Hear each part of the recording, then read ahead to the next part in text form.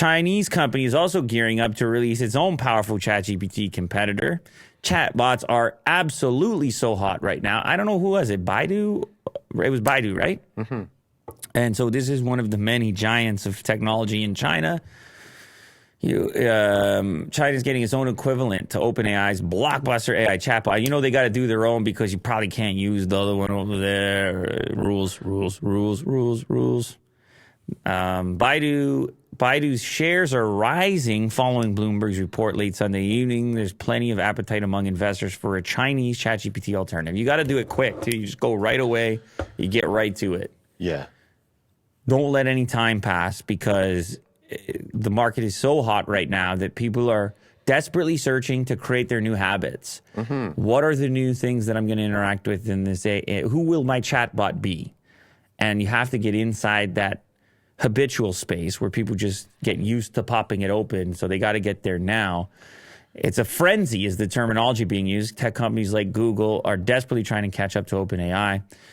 Baidu has already invested billions in AI. Its existing machine learning model created Ernie, called Ernie, will provide the foundation for the upcoming tool. Ernie?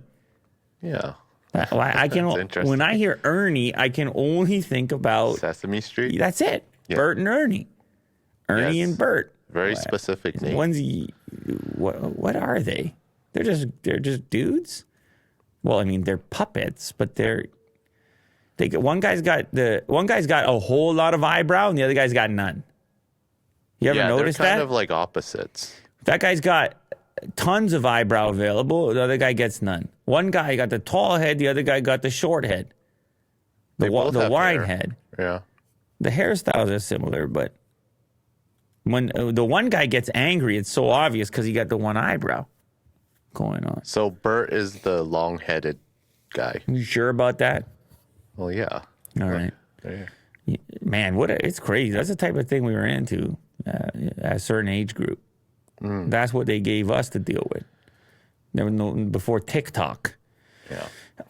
Just like ChatGPT, Baidu's still unnamed chatbot will likely provide assistance with more professional tasks, according to Reuters, integrating generated text into search results. It'll be interesting to watch what shape the chatbot will end up taking, given China's walled-off and heavily enforced internet landscape.